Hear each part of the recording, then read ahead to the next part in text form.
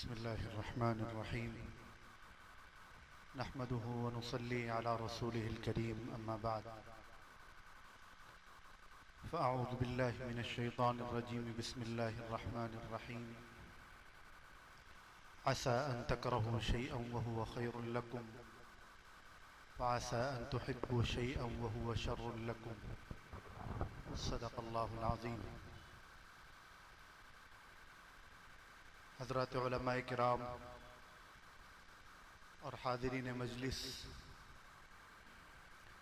आज का ये प्रोग्राम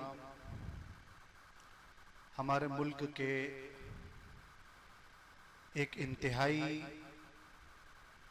सुलगते हुए मौजू की मुनासिबत से मुनक़्क़िद किया गया है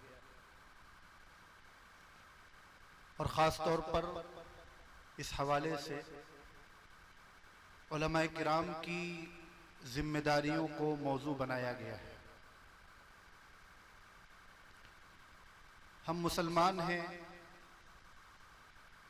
और मुसलमान होने के एतबार से सिर्फ उलमा की नहीं बल्कि हर कलमा गो की कुछ जिम्मेदारियां हैं। तो बहैसियत मुसलमान हम सब की जिम्मेदारी है और फिर आलिम दीन है होने की हैसियत से उलमाए किराम की कुछ इजाफी जिम्मेदारियां हैं जो उन पर आयद होती हैं। औकाफ का मसला जो इस वक्त मुल्क में चल रहा है वो एक मसला है।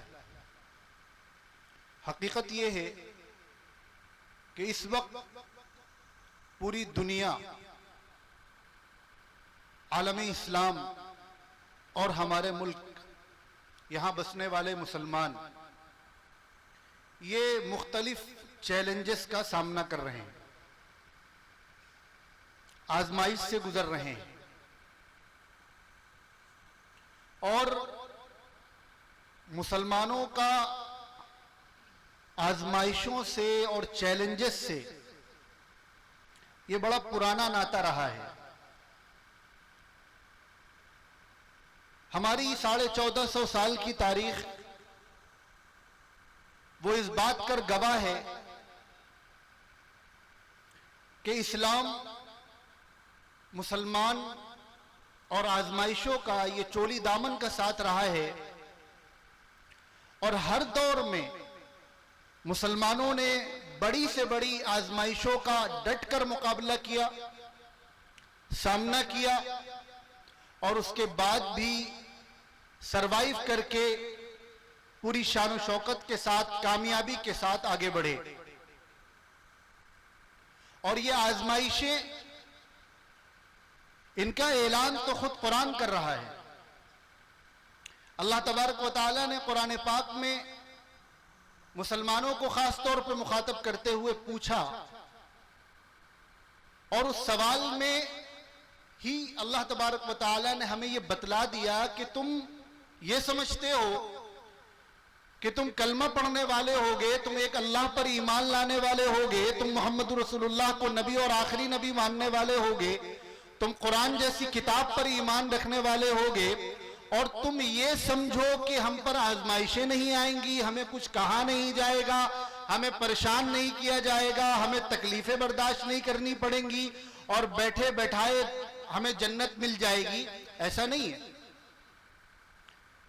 और अल्लाह ताला का एक निजाम है, अल्लाह ताला की एक सुन्नत है कि अल्लाह ताला अपने पसंदीदा बंदों को आजमाते हैं।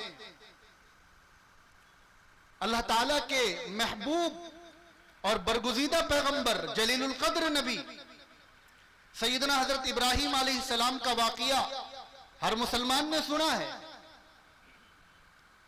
हजरत इब्राहीम अलैहिस्सलाम वो नबी हैं जो अल्लाह के दोस्त हैं, खलील हैं, जिन्हें अल्लाह ने अपना दोस्त फरमाया है और ऐसे जलीलुल कद्र नबी हैं जिनसे अल्लाह ने अपना घर तामीर करवाया है और कुरान पाक में तफसील से उसका तज़किरा फरमाया है। ऐसे जलीलुल कद्र नबी हैं जो खुद नबी हैं, जिनके दोनों बेटे नबी हैं, जिनके पोते नबी हैं, जिनके पड़पोते नबी हैं और जिनकी नस्लों में बड़ी तादाद में अंबिया किराम तशरीफ लाए हैं। वो अल्लाह के जलीलुल कद्र पैगंबर। लेकिन क्या हमने नहीं पढ़ा, हमने नहीं सुना कि उनको दीन की खातिर अपना घर भी छोड़ना पड़ा, उनको आग में भी डाला गया, उन्हें अपने बीवी बच्चों को मक्के के उस सहरा में, जब वहां कुछ भी नहीं था, वहां छोड़ना पड़ा। और बड़ी मन्नतों के बाद जिस बच्चे को अल्लाह ताला ने उन्हें अता फरमाया था और जिस बच्चे को वो सहरा में छोड़ कर आए थे, बड़ी आजमाइशों में पला हुआ बच्चा, जब वो बड़ा होता है तो अल्लाह तबारक व तआला अपने पैगंबर को हुक्म दे रहे हैं कि अपने हाथ से इस बच्चे को ज़िबा करो। क्या ये वाकयात हमने नहीं पढ़े? अल्लाह के महबूब पैगंबर, इमामुल अंबिया, सरवरे कौनैन, ताजदार दो आलम, जिनके सदक़े में ये कायनात बनी है, जिनके सदक़े में हम आप बने, जिनके सदक़े में ये जमीन आसमान चांद सूरज सितारों का निजाम है, जिनके सदक़े में आज हम आप यहां मौजूद हैं, क्या उनको आजमाया नहीं गया? उनके सामने चैलेंजेस नहीं आए? हत्ता कि उन्हें अपना प्यारा वतन छोड़कर जाना पड़ा, मक्के मुकर्रमा छोड़कर मदीना हिजरत करना पड़ा।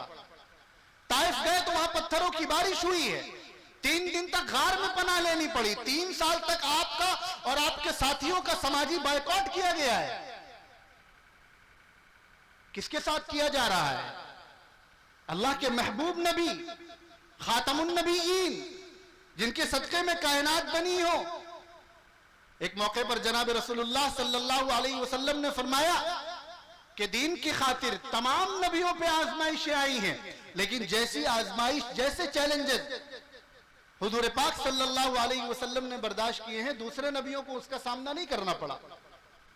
सहाबे किराम की मुकद्दस तरीन जमात, जो अल्लाह के नबियों के बाद सबसे महबूब जमात है, नबियों के बाद सबसे बड़ा मकाम है, क्या उन्होंने शहादतें पेश नहीं की, कुर्बानियां पेश नहीं की, तकलीफें बर्दाश्त नहीं की?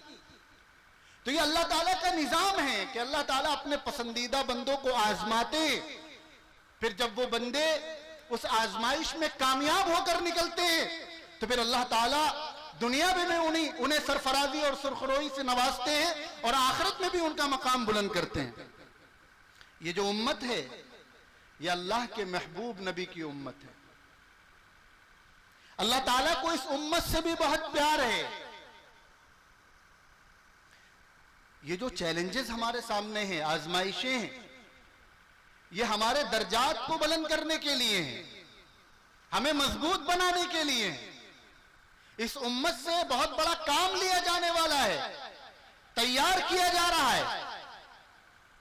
तो सबसे पहले तो हमें यह बात समझ लेनी चाहिए कि इस वक्त जिन हालात को हम फेस कर रहे हैं, जिन हालात का हम सामना कर रहे हैं, वो हमारे लिए कोई बहुत बड़ी चीज नहीं है। इससे ज्यादा सख्त तरीन हालात का इस उम्मत ने सामना किया है और आने वाले दिनों में इससे ज्यादा सख्त तरीन हालात का और चैलेंजेस का हमने सामना करना है। तो ज़हनी तौर पर हमें इसके लिए तैयार होना चाहिए। दूसरी बात जो मुझे अर्ज करनी कि ये प्रोग्राम उलमाए किराम की जिम्मेदारियों के हवाले से मुनक्किद किया गया है, उसका एक मखसूस उन्वान है जिस पर और हज़रात भी गुफ्तगू करेंगे, लेकिन बतौर मुसलमान हर कलमा गो की क्या जिम्मेदारी है। अल्लाह तबारक व तआला ने हमें आपको सिर्फ अपने लिए पैदा नहीं किया है, सिर्फ मुसलमानों के लिए पैदा नहीं किया, सिर्फ किसी खास तबके के लिए पैदा नहीं किया, बल्कि कुरान करीम में हमारा खालिक, हमारा मालिक क्या कह रहा है? कुंतुम खैरा उम्मा, ऐ मुसलमानों तुम बेहतरीन उम्मत हो, उखरिजत लिन्नास, तुम्हें तमाम इंसानों के फायदे के लिए भेजा गया है, तुम्हें तमाम इंसानों की भलाई के लिए भेजा गया है। तो इस हवाले से हर मुसलमान की ये जिम्मेदारी बनती है कि वो इन हालात का सामना करने के साथ साथ अपनी इस जिम्मेदारी को महसूस करे कि बहैसियत इंसान, बहैसियत मुसलमान, जहां एक तरफ हमारी ये जिम्मेदारी है कि हम अच्छे मुसलमान बने, अपने खालिक और मालिक के हुकूक को अदा करें, लोगों के हुकूक को अदा करें, वहीं साथ साथ ये बात भी हमारे आपके जहनों में रहनी चाहिए कि हमें पूरी इंसानियत के नफा के लिए भेजा गया है। अगर वक्ती हालात के तहत किसी गलतफहमी की वजह से या और किसी वजह से कोई हमारा दुश्मन बनने की कोशिश कर रहा है, कोई हमें परेशान करने की कोशिश कर रहा है, तो हम उसका जवाब दुश्मनी से नहीं देंगे। हम उखरिजत लिन्नास, ये हमारी जिम्मेदारी है। डॉक्टर के पास अगर मरीज आता है, डॉक्टर उससे परेशान नहीं होता, डॉक्टर उसका कोई अगर मेंटल हेल्थ का मरीज डॉक्टर के पास आए और डॉक्टर को परेशान करे तो या डॉक्टर उसको भगा देगा, उसका इलाज करेगा, उसके प्यार से बात करेगा। तो इन हालात में बज़ाहिर हमें लगता है कि कोई हमारे साथ जाती कर रहा है, तो हमारा उसके साथ रवैया क्या होना चाहिए, ये रास्ता हमें कुरान देता है और ये हमारी जिम्मेदारियों में शामिल है। तीसरी बात जो मैंने आयत पढ़ी थी, आसा अन तकरहू शैअन व हुवा खैरुल लकुम व आसा अन तुहिब्बू शैअन व हुवा शर्रुल लकुम। अल्लाह तबारक व तआला फरमाते हैं कि बसा औकात ऐसा होता है कि किसी एक चीज को तुम नापसंद करते हो, तुम्हें वो चीज अपने लिए नुकसानदेह लगती है, तुम उसमें परेशान होते हो, लेकिन तुम्हें नहीं मालूम कि उसमें अल्लाह ताला ने तुम्हारे लिए कोई खैर पोशीदा कर रखा हो, कोई भलाई पोशीदा कर रखी हो। और इसके बरअक्स कभी ऐसा होता है कि तुम्हें कोई चीज बहुत पसंद हो, तुम बड़े दिल से किसी चीज की तमन्ना कर रहे हो, लेकिन तुम्हें नहीं मालूम कि इसमें तुम्हारे लिए कोई नुकसान की चीज पोशीदा है, तुम इससे नुकसान उठा जाओगे। अब ये जो औकाफ का मसला चल रहा है, इस हवाले से वक्फ का मसला क्या है, वक्फ की हकीकत क्या है, इस पर तो दीगर उलमाए किराम तफसील से बयान करेंगे और बहुत दिनों से आप इस पर सुन भी रहे होंगे, जुमा में भी आपने इस पर बयानात सुने होंगे। लेकिन इससे जो नतीजा मैंने निकाला है कि इसमें खैर क्या पोशीदा है, एक बात तो यह है कि चूंकि इस उम्मत को कयामत तक आजमाइशों का सामना करना है, तो इससे एक खैर का पहलू हम ये निकाल सकते हैं कि अभी इससे बड़े बड़े चैलेंजेस आने हैं, ये छोटे छोटे चैलेंजेस के जरिए अल्लाह ताला हमें तैयार कर रहे हैं, अल्लाह ताला हमें इस लायक बना रहे हैं कि तुम बड़ी आजमाइशों का भी मुकाबला कर सको। एक खैर का पहलू हम इससे ये निकाल सकते हैं कि कभी कभी ऐसा होता है कि हमारी किसी कमजोरी की वजह से, हमारी किसी गफलत की वजह से हम उससे नुकसान उठा रहे होते हैं और दूसरों का नुकसान कर रहे होते हैं, और हमारी इस गफलत की वजह से कोई दूसरा इसकी आड़ में अपना फायदा उठाने की कोशिश करता है। यकीनन वक्फ के ताल्लुक से बहुत सारी लापरवाहियां, बहुत सारी गफलतें हम मुसलमानों से हुई हैं और हो रही हैं, जिसकी तफसील में जाने का ये मौका नहीं है, जरूरत भी नहीं है। लेकिन कभी कभी अल्लाह ताला इस तरह की चीजें डालकर हमारी इस तौर पर इस्लाह फरमाते हैं कि हम उस गफलत से जरा बेदार हो जाएं। जो कमियां वक्फ के ताल्लुक से हमारे अंदर पाई जा रही थी, हमें उम्मीद है कि इंशाअल्लाह ताला ये जो हालात, जो चैलेंज हमारे सामने आया है, इससे बड़ी तादाद में उन कमियों को दूर करने में मदद मिलेगी इंशाअल्लाह ताला। और मुझे चौथी और आखिरी बात जो आपसे जिक्र करनी है वो ये है कि हमें अपनी कमियों पे नजर रखने के साथ साथ, जो बातें कही गई हैं अपनी जिम्मेदारियों पे नजर रखने के साथ साथ, और जो हालात हमारे सामने हैं यकीनन ये अल्लाह की तरफ से है, इस बात को समझने के साथ साथ हमें इस पर भी बहुत दो टूक और बहुत वाज़े मौक़िफ़ हमारा सामने होना चाहिए, मुसलमानों का, मिली तंजीमों का, हमारे दीन के नुमाइंदगान का। और ये बात हमें खुलकर कहना चाहिए कि यकीनन सब्र करने का हुक्म मुसलमानों को दिया गया है। या अय्युहल्लज़ीना आमनु इस्तईनु बिस्सब्रि वस्सलाह, जिनको नमाज का हुक्म है उन्हें सब्र का हुक्म है। और सब्र ये कमजोरी की अलामत या बुज़दिली की अलामत नहीं है। सब्र तो ताकतवर करता है, कमजोर आदमी सब्र नहीं करता। बात बात में गुस्सा हो जाने वाला, नाराज हो जाने वाला, मुश्तइल हो जाने वाला, भड़क जाने वाला, ये कमजोरी की अलामत है। ताकतवर आदमी सब्र कर सकता है, इसीलिए मुसलमानों को सब्र का हुक्म दिया गया है। लेकिन उसके बावजूद हमें यह बात भी बबागे दहल कहनी चाहिए कि दुनिया हमारे सब्र को हमारी कमजोरी ना समझे। ये बात भी हमें कहनी चाहिए। हम सब्र कर रहे हैं, हम सब्र करते रहेंगे। हम मुखरिजत लिन्नास हमारी जिम्मेदारी है, हम लोगों के नफे के लिए भेजे गए। हम किसी को नुकसान नहीं पहुंचाएंगे, हम किसी को तकलीफ नहीं पहुंचाएंगे, हम हर किसी के साथ हमदर्दी का मामला नहीं करेंगे। लेकिन उसके बावजूद किसी के सब्र को उसकी कमजोरी ना समझा जाए। और अगर किसी को लगता है कि ये हमारी कमजोरी है, तो हमारी 1450 साल की तारीख उस पर शाहिद है कि तुम उस तारीख को उठाकर पढ़ लो कि हमारी कमजोरी क्या है और हमारी मजबूती क्या है। बहरहाल अचानक मुझे हुक्म दिया गया कि तुम्हें हजरत से पहले बोलना है, तो मेरे लिए यकीनन ये एक तरह से ये बड़ी सआदत की भी बात थी, और दूसरी तरफ ये मेरे लिए बहुत बड़ा मसला भी था कि मैं हजरत के सामने बोलूं क्या।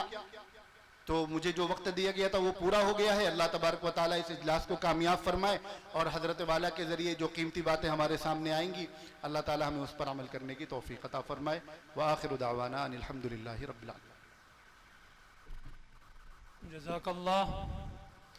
बातिल से दबने वाले ए आसमां नहीं हम, बातिल से दबने वाले ए आसमां नहीं हम, 100 बार कर चुका है तू इम्तिहान हमारा, 100 बार कर